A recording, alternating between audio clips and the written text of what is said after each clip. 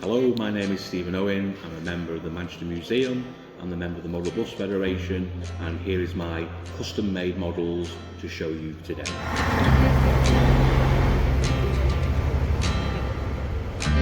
Usually it's personal to me.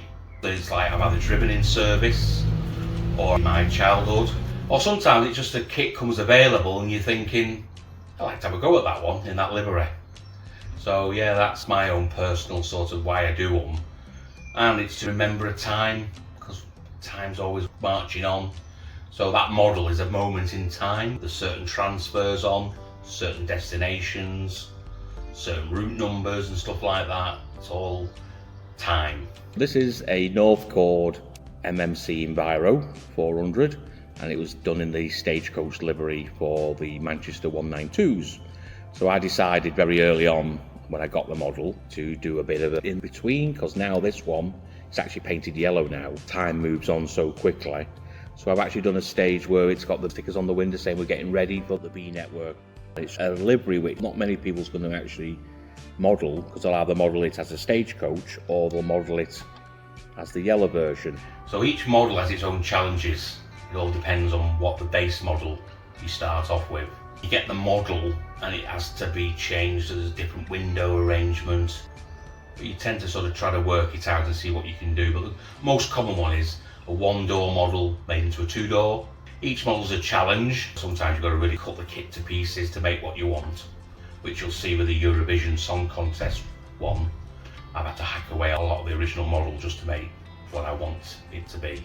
This model was the base model for the Merseyside Enviro. So it's the same model, but with modifications. I had to cut 3 windows in the roof. These got different stir arrangements. This has got windows where the stirs are, where the original model, I've had to cut them out. If you look at the front, I've had to change the front by making the windows slightly smaller and change the front bumper slightly. And then with the rear, it starts off with windows, and I've had to fill the windows in. But you can actually see inside, I've actually got transfers for the wood grain floor and transfers for the actual seats as well. So the detail you can go is really as much as you want. I've even got you can see a little silver valve there. That's the actual hydrogen emergency valve. You can do a lot of stuff with model buses. Is how much you want to go, because the smaller they are, the harder the detail. This is the museum vehicle 3065. A bit of a nod to the past. This is Stagecoach's version of 19470. It will be High Road's last heritage vehicles to be painted.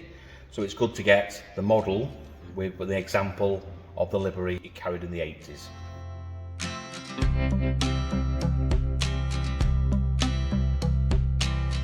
You buy a model from the model shop or from the museum. They can vary from being a couple of pounds to sometimes actually spend nearly £100 just to buy the model itself. And then you've got to then carefully disassemble it. Once you've got the actual vehicle apart, then you've got to paint strip the metal shell. And then once you've paint stripped it, then you start to apply your colours in different layers, different levels. Then you've got to put transfers on. Then you've got to seal it with varnish. I use a satin varnish. And then you've got to put it all back together. This one has been paint stripped, and it's now its first colours on with primer white, then a white coat, and on top of the white then I put the orange. And obviously I masked off areas I didn't want the orange to go to. And now this will be waiting now for detailing and transfers. And hopefully in about a week's time this will be another model ready to be on show.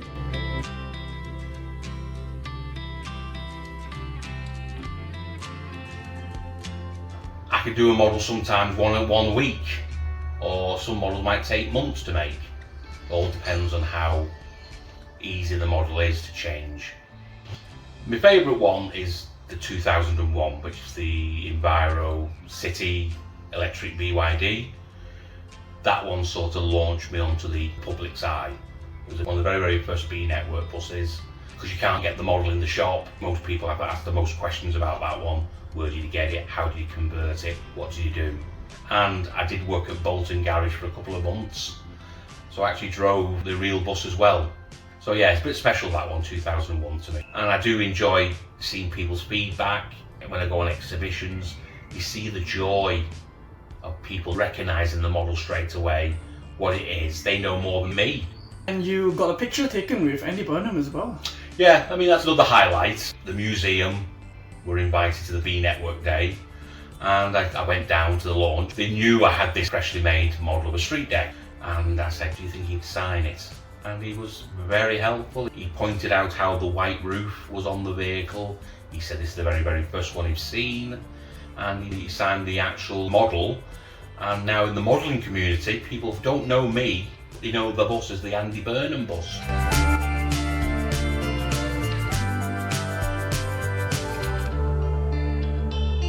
Try to get a cheap model, only cost a couple of pounds, and I would go with it. And then join like the Model Bus Federation, which I'm a member in Manchester, and I'm a member of Lancashire, and meet other people who will advise you and ask you how to do stuff.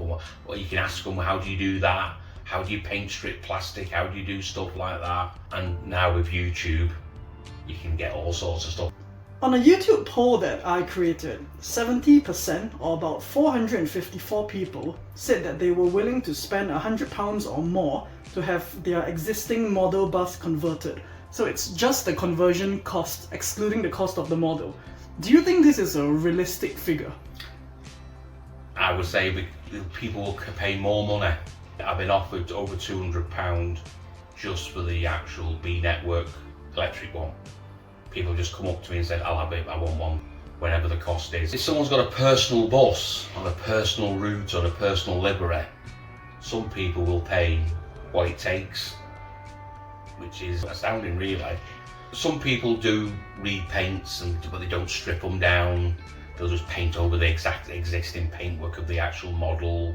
I strip them down, go back to basics. But yeah, you can spend nearly £100 on just one model, and then I want, like, say 150 to do my work because I've got to pay for paint, transfers, and you can never get back time.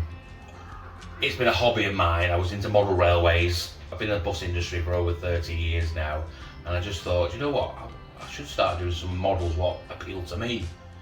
And it just took off. I did a couple of models, and then people were saying, where did you get that from? And then some say, can you do one for me? It's one of them, I do a model for somebody and it might even take 12 months because of like your work commitments and stuff that I'm doing at the bus museum. But they'll wait when they actually receive the model. Can you do another 2 or 3? And you're like, you waited 12 months for this one, but go on then, I'll try my best.